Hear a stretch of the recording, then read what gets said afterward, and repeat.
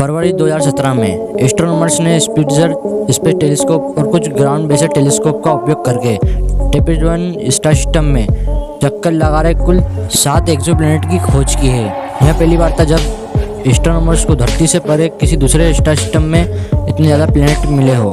तीनों प्लैनेट अपने स्टार के हैबिटेबल जोन में आते हैं।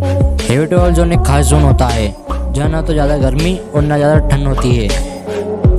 इस जोन में मौजूद प्लैनेट्स पर पानी लिक्विड फॉर्म में बना रहता है और इन प्लैनेट्स पर हार्ड सरफेस, लिक्विड वाटर और एक्टिव एटमॉस्फेयर और लाइफ भी हो सकती है। अगर आपने इस वीडियो का पार्ट 1 नहीं देखा तो लिंक डिस्क्रिप्शन में है, जाकर एक बार ज़रूर देखेगा। तो चलिए आज का ये इंटरेस्टिंग वीडियो शुरू करते हैं।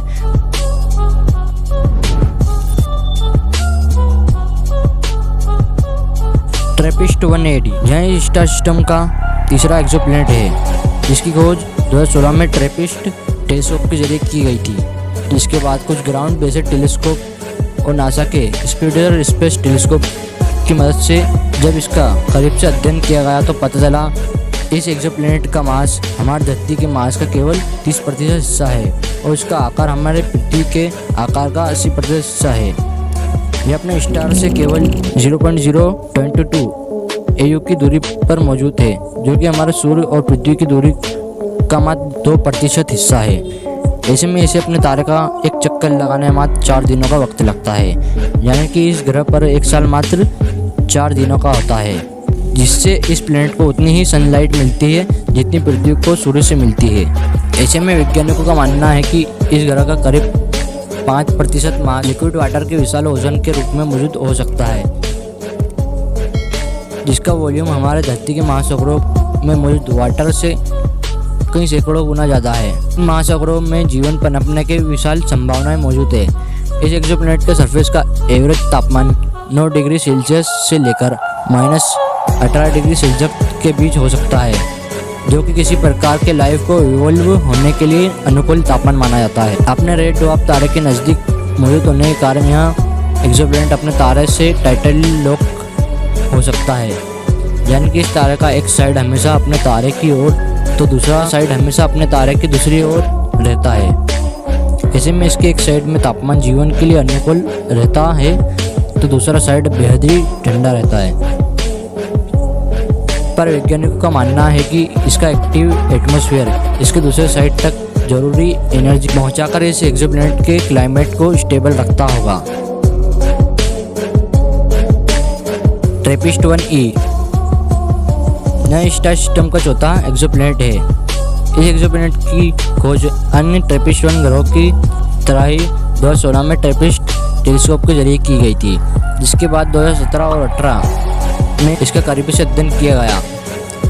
अध्ययन में सामने आया कि इस एक्सोप्लैनेट का मास हमारे धरती ग्रह के मास का करीब 78% हिस्सा है और इसका आकार हमारे पृथ्वी का करीब 91% है, यानी कि यह मास और आकार में हमारे अर्थ से काफ़ी मिलता जुलता है। यह अपने तारे से केवल 0.029 AU की दूरी पर मौजूद है, जो कि हमारे सूर्य और पृथ्वी की दूरी का मात्र 3% है। इसे अपने तारे का एक चक्कर पूरा करने में मात्र 6 दिनों का समय लगता है, यानी कि इस ग्रह पर एक साल मात्र 6 दिनों का होता है। यह एक्सोप्लैनेट अपने तारे के हैबिटेबल जोन के मिडिल आउटर रीजन में मौजूद है, जिसकी वजह से इसे हमारी पृथ्वी की तुलना में अपने तारे से केवल 60% सनलाइट ही मिलती है। भले ही यहाँ एक रॉकी एक्सोप्लैनेट है, पर वैज्ञानिकों को अभी तक इस एक्सोप्लैनेट पर किसी प्रकार के लिक्विड ओशन का पता नहीं चला है। पर यहाँ लिक्विड वाटर, सॉलिड आइस और इसके एटमॉस्फेयर में वाटर वेफर के रूप में मौजूद हो सकता है। अपने रेड ड्वार्फ तारे से नज़दीक मौजूद होने के कारण यहाँ दूसरे TRAPPIST-1 ग्रहों की तरह ही अपने तारे से टाइटली लोकेट हो सकता है, यानी कि इसका एक साइड हमेशा अपने तारे की ओर तो दूसरा साइड हमेशा अपने तारे की अपोजिट साइड में रहता है। ऐसे में एक साइड में लिक्विड वाटर वेफर बनकर उड़ जाता है तो दूसरे साइड में सॉलिड आइस बन जाता है। पर इन दोनों के बीच एक सिल्वर लाइन मौजूद हो सकता है, जहां एवरेज तापमान 0 डिग्री सेल्सियस से ऊपर रहता होगा, जहां पानी अपने लिक्विड फॉर्म में बना रह सकता है। ऐसे में इस रीजन में किसी प्रकार की लाइफ को इवॉल्व होने के लिए बेहद ही ज़्यादा संभावनाएं मौजूद है। TRAPPIST-1F यह स्टार सिस्टम का 5वां एक्सोप्लैनेट है। इस एक्सोप्लैनेट की खोज 2017-18 में ग्राउंड बेस्ड स्पेस टेलीस्कोप के जरिए ही की गई थी। अध्ययन में सामने आया कि इस एक्सोप्लैनेट का मास हमारे पृथ्वी ग्रह के मास के करीब 70% है और इसका आकार हमारे पृथ्वी ग्रह के आकार का बराबर ही है। यह अपने तारे से केवल 0.037 AU की दूरी पर मौजूद है।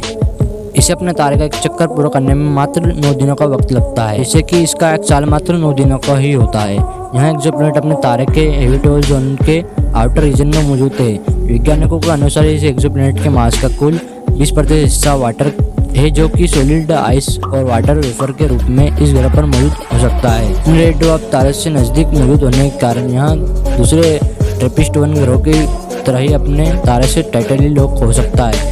इस एक्सोप्लैनेट का सरफेस ग्रेविटी 0.62 G है, यानी कि अगर धरती पर आपका वजन 100 किलो है तो इस एक्सोप्लैनेट पर आपका वजन मात्र 62 किलो हो जाएगा। यहाँ वीनस ग्रह की तरह एक डेंस और डीप एटमॉस्फेयर मौजूद हो सकता है। यहाँ एक्सोप्लैनेट सौरमंडल से पहले से 30वां सबसे ज़्यादा मिलता जुलता एक्सोप्लैनेट है। ऐसे में वैज्ञानिकों को उम्मीद है कि इन तीनों ग्रहों में से किसी न किसी पर जीवन मौजूद हो सकता है।